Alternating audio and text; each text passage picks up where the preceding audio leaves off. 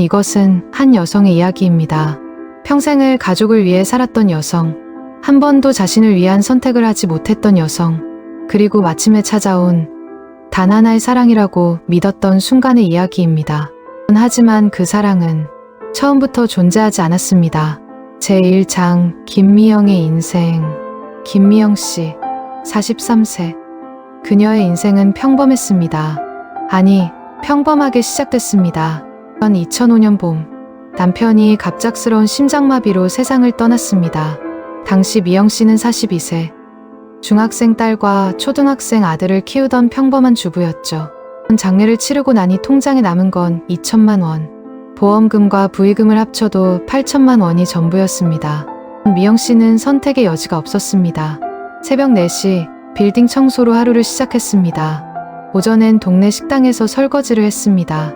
저녁엔 재래시장에서 옷을 팔았습니다. 하루 4시간씩만 자도 괜찮았습니다.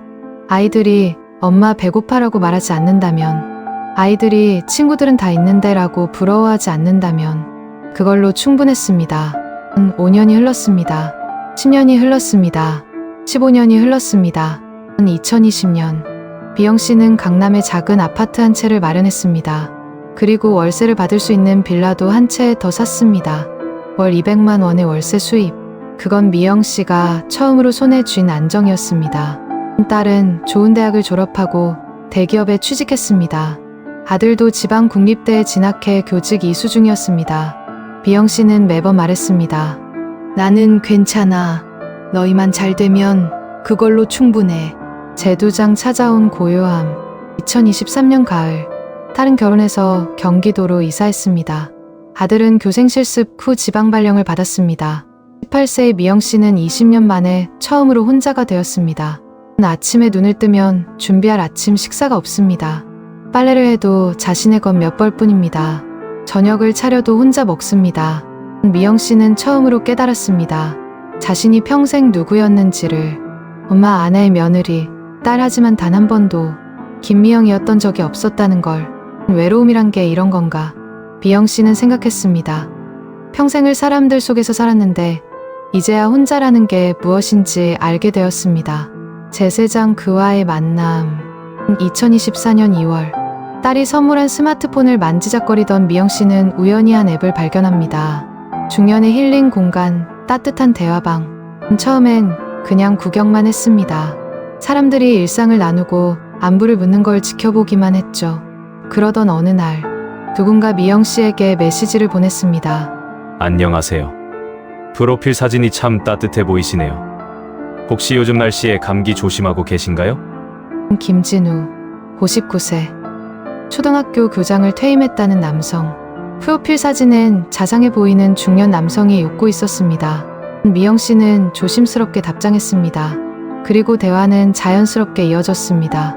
김진우, 저도 아내를 3년 전에 먼저 보냈습니다. 암이었어요. 너무 갑작스러웠죠. 저도 남편을 20년 전에 잃었어요. 20년이요? 그 긴 시간을 혼자. 정말 대단하십니다. 자녀분들은 얼마나 자랑스러워하실까요? 같은 외로움, 같은 나이. 미영 씨는 처음으로 자신을 이해해주는 사람을 만난 것 같았습니다. 하루에도 수십 통의 메시지가 오갔습니다. 오늘 아침은 드셨나요? 날씨가 추운데 따뜻하게 입으세요. 오늘 하루는 어떠셨어요? 미영 씨가 달라지기 시작했습니다. 20년 만에 화장품을 샀습니다. 머리도 새로 했습니다. 옷도 바꿨습니다. 딸이 물었습니다. 엄마, 무슨 좋은 일 있어? 미영 씨는 웃으며 고개를 저었습니다. 아직 말하기엔 이른 것 같았습니다. 3개월이 흘렀습니다. 미영 씨는 이제 확신했습니다. 이 사람이 자신의 마지막 사랑일지도 모른다고. 제내장 첫 번째 균열. 그러던 어느 날, 김진우의 메시지가 달라졌습니다. 미영 씨, 갑자기 연락드려 죄송합니다. 제가 지금 큰 문제에 빠졌어요. 무슨 일이세요? 괜찮으세요? 은행 계좌가 갑자기 정지됐어요. 퇴직금 관련해서 세무조사가 들어왔는데 일시적으로 계좌가 묶였다고 하네요. 근데 지금 당장 내일까지 병원비를 내야 하는데. 미영 씨는 당황했습니다. 하지만 그의 급한 목소리가 더 걱정됐습니다. 병원비요? 어디 편찮으세요? 김진우, 제가 당뇨가 있어서 정기적으로 약을 받는데 이번에 입원 치료를 받아야 한다고 해서요. 내일까지 300만 원을 내야 하는데 계좌가 풀리려면 3일은 걸린대요. 정말 죄송합니다. 이런 말씀 드리게 돼서. 미영 씨는 망설였습니다. 하지만 그가 그동안 자신에게 해준 말들이 떠올랐습니다. 당신은 정말 강한 사람이에요. 평생 혼자 아이들을 키우다니 존경스럽습니다. 이제 당신도 행복할 자격이 있어요. 미영 씨는 송금했습니다. 300만 원. 자신의 한 달 생활비였습니다. 그리고 다음 날 김진우에게서 온 메시지. 미영 씨, 정말 고맙습니다. 당신 같은 사람은 처음이에요. 이 은혜는 평생 잊지 않겠습니다. 곧 만나서 제대로 감사 인사드릴게요. 내레이션. 미영 씨는 웃었습니다. 도와줄 수 있어서 다행이라고 생각했습니다. 사랑하는 사람을 도운 거니까요. 두 번째 요청. 2주 후. 하지만 2주 후 또다시 긴급 메시지가 왔습니다. 미영 씨, 정말 죄송해요. 제 딸이 갑자기 교통사고가 났어요. 상대방 차량이 무보험 차량이라 합의금을 제가 내야 한대요. 800만 원. 정말 죄송합니다. 미영 씨는 이번엔 잠시 망설였습니다. 하지만 그의 딸이 다쳤다는 말에 마음이 약해졌습니다. 딸분이 많이 다치셨어요? 또 다행히 생명에는 지장이 없는데 다리 골절이 심해서요. 미영 씨, 제발 도와주세요. 꼭 갚을게요. 계좌만 풀리면. 미영 씨는 또 송금했습니다. 이번엔 800만 원. 월세 빌라에서 들어오는 돈 4개월치였습니다. 제 5장 의심의 씨앗. 그로부터 한 달 후, 딸 서연이 엄마 집을 방문했습니다. 서연 엄마, 요즘 밥은 잘 드세요? 왜 이렇게 마르셨어요? 미영아, 그냥 다이어트 중이야. 다이어트요? 엄마가? 혹시 요즘 무슨 일 있으세요? 서연은 엄마가 뭔가 숨기고 있다는 걸 직감했습니다. 평소 말이 많던 엄마가 요즘 자꾸 말을 아꼈습니다. 그날 저녁, 서연은 우연히 엄마의 휴대폰 화면을 봤습니다. 진우라는 이름으로 저장된 채팅창, 그리고 하트 이모티콘들. 엄마, 혹시 누구 만나세요? 아니, 그냥 친구야. 친구. 친구면 왜 얼굴이 빨개지세요? 미영 씨는 결국 털어놨습니다. 온라인에서 만난 좋은 분이 있다고, 많은 대화를 나누고 있다고, 곧 만날 거라고. 만난 적은 없으세요? 아직은 그분이 지방에 계셔서. 엄마, 요즘 로맨스 스캠이라고 있어요. 혹시 돈 보낸 적은? 야, 그분은 그런 사람 아니야. 교장 선생님 하셨던 분이라고. 서연은 더 이상 말하지 못했습니다. 엄마의 반응이 너무 격했기 때문입니다. 제 6장 점점 커지는 거짓말. 하지만 서연의 걱정은 현실이 되고 있었습니다. 김진우의 요청은 계속됐습니다. 사업 자금이 필요해요. 2천만 원만. 아들 학자금이 급해요. 1,500만 원. 세금 문제로 3천만 원이 필요해요. 미영 씨는 매번 송금했습니다. 저축한 돈, 예금, 그리고 마침내 월세 빌라를 담보로 대출까지 받았습니다. 영상통화 거부. 미영 씨는 여러 번 영상통화를 제안했습니다. 목소리라도 듣고 싶었습니다. 얼굴을 보고 싶었습니다. 미영 씨, 정말 미안해요. 제가 지금 시골 친척집에 있는데 인터넷이 안 좋아서요. 미영, 그럼 사진이라도 하나 더 보내주세요. 요즘 핸드폰 카메라가 고장나서. 곧 새 폰 사면 제대로 된 사진 보내드릴게요. 핑계는 항상 그럴듯했습니다. 미영 씨는 의심하고 싶지 않았습니다. 의심하면 이 모든 게 무너질 것 같았으니까요. 만남 약속도 수십 번 잡혔다 취소됐습니다. 갑자기 병원에 가야 해서. 어머니가 쓰러지셔서. 사업 미팅이 잡혀서. 미영 씨는 알고 있었습니다. 뭔가 이상하다는 걸. 하지만 인정하고 싶지 않았습니다. 거액의 마지막 요청. 그리고 2024년 9월, 김진우에게서 가장 큰 요청이 왔습니다. 미영 씨. 정말 큰일 났어요. 제가 보증을 섰던 친구가 잠적했어요. 5억 원의 채무가 제게 왔어요. 이대로면 제가 파산해요. 집도 잃고 교장연금도 못 받게 돼요. 5억이요? 그렇게 큰 돈을. 또 미영 씨 집이 강남이라고 하셨죠? 그 집을 담보로 대출받으면 충분히 가능해요. 제발 도와주세요. 돈은 2개월 안에 꼭 갚을게요. 제 연금이 나오면 바로 갚을 수 있어요. 미영 씨는 머리가 하얘졌습니다. 집을 담보로 20년 동안 피땀 흘려 마련한 그 집을 당신이 아니면 안 돼요. 당신만 믿어요. 우리 곧 만나서 결혼도 할 거잖아요. 그럼 다 우리 돈이에요. 결혼. 그 단어에 미영 씨의 마지막 이성이 무너졌습니다. 제7장 딸의 발견. 2024년 10월. 서연은 우연히 은행 앞에서 엄마를 봤습니다. 대출 상담실에서 나오는 엄마. 창백한 얼굴. 엄마, 여기서 뭐 하세요? 아, 그냥 예금 좀 정리하려고. 서연은 직감했습니다. 뭔가 잘못되고 있다는 걸. 그날 밤, 서연은 김진우 교장을 검색했습니다. 하지만 어디에도 그런 사람은 없었습니다. 로맨스 스캠, 중년 사기. 검색하면 할수록 똑같은 사례들이 나왔습니다. 60대 여성, 온라인 연인에게 8억 송금, 교장 사칭한 로맨스 스캠 조직 검거. 같은 문구, 같은 수법, 피해자 수백 명. 서연은 엄마를 찾아갔습니다. 엄마와의 충돌. 서연, 엄마, 이거 봐요. 이 사람 사기꾼이에요. 무슨 소리야? 진우 씨는 그런 사람 아니야. 교장이라는 사람이 검색도 안 돼요. 사진도 가짜고 얼굴도 안 보여주잖아요. 너는 몰라. 내가 뭘 안다고. 엄마가 얼마나 보냈는데요? 솔직히 말씀하세요. 엄마, 9억. 뭐라고요? 9억 넘게 보냈어. 서연은 그 자리에 주저앉았습니다.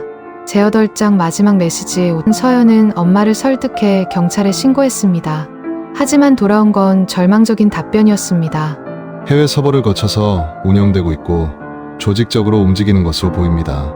범인 특정은 솔직히 말씀드리면 어렵습니다.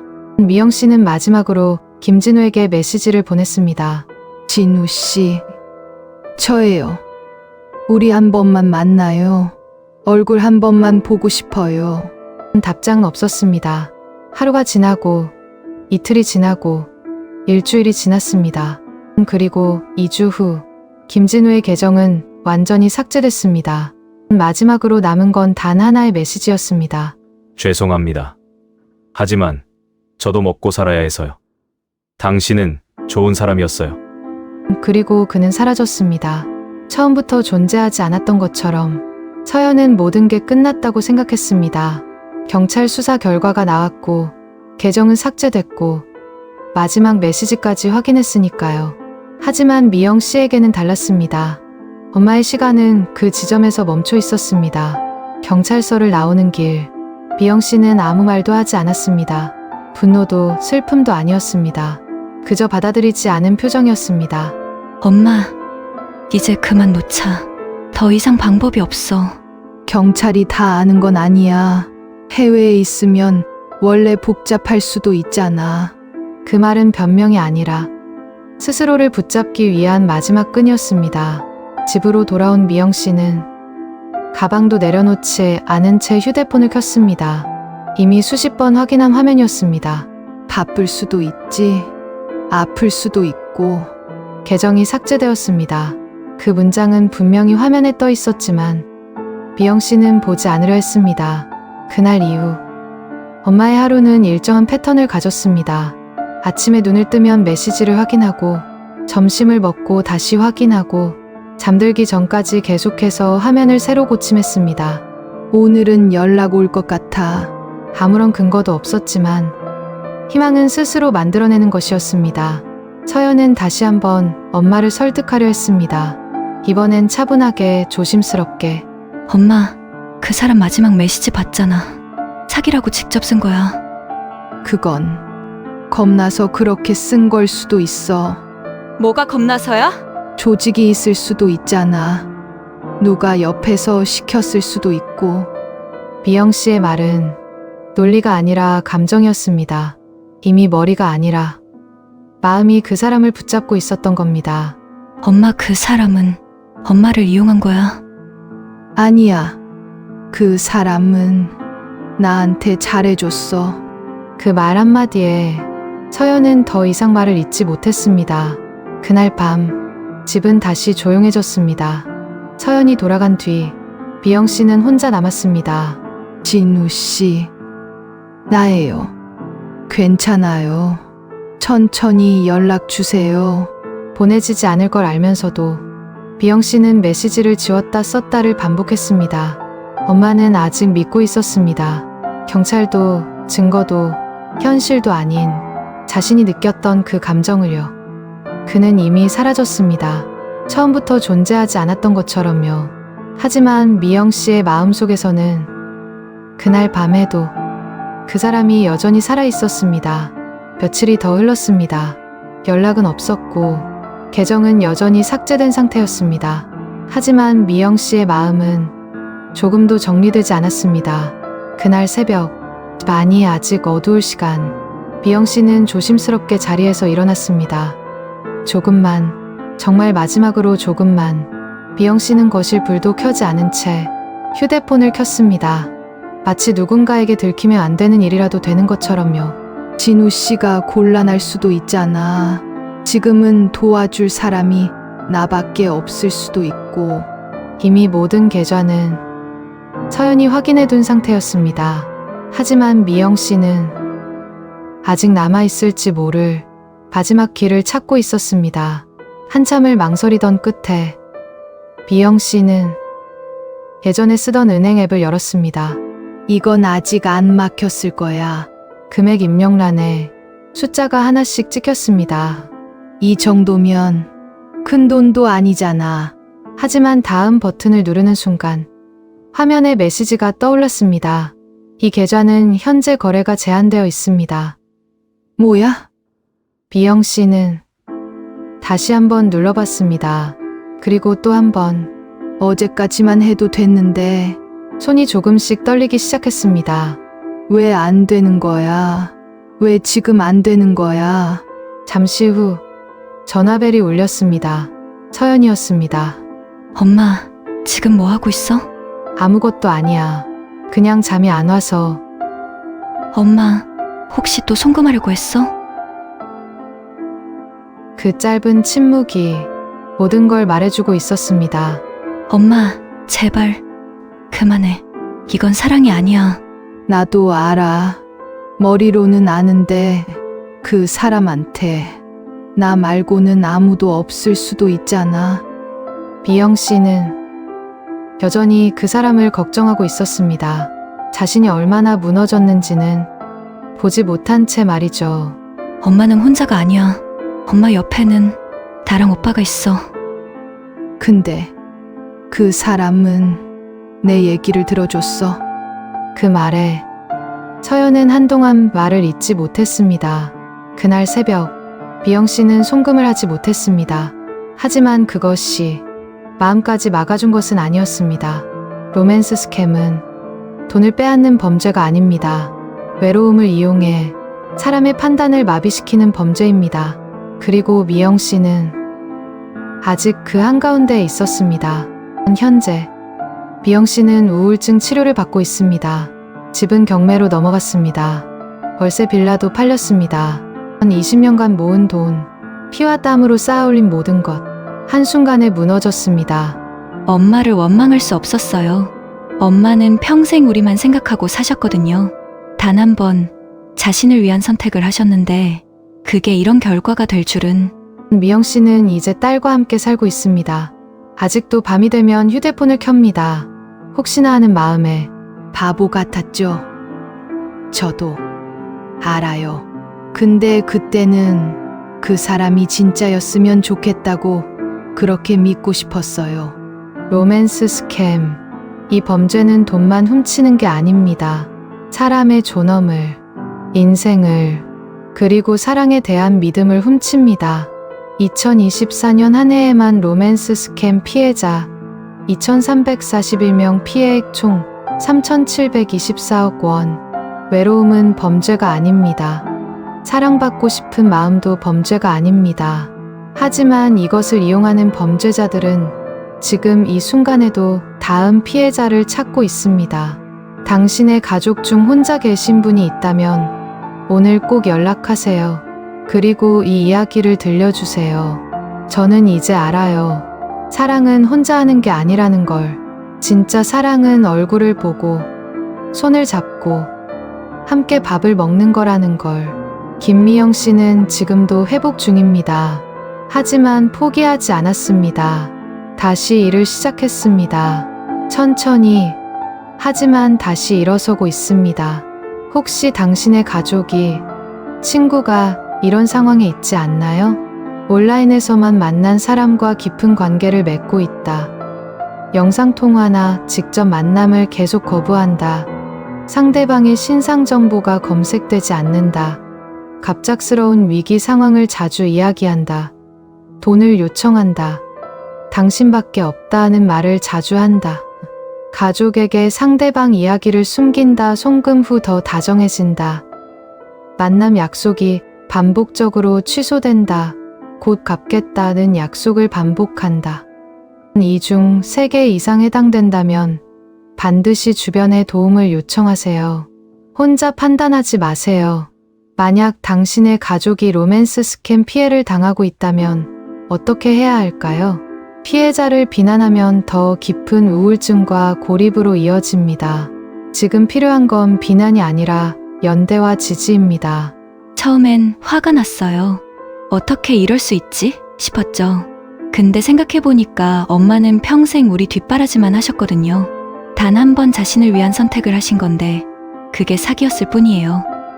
엄마는 그냥 사랑받고 싶었던 거예요. 기억하세요. 당신은 잘못이 없습니다. 범죄자가 나쁜 겁니다. 이야기의 끝으로 돌아가겠습니다. 김미영 씨는 지금 딸과 함께 살고 있습니다. 잃은 건 많지만 남은 것도 있습니다. 사람들이 물어요. 후회되냐고. 솔직히 후회돼요.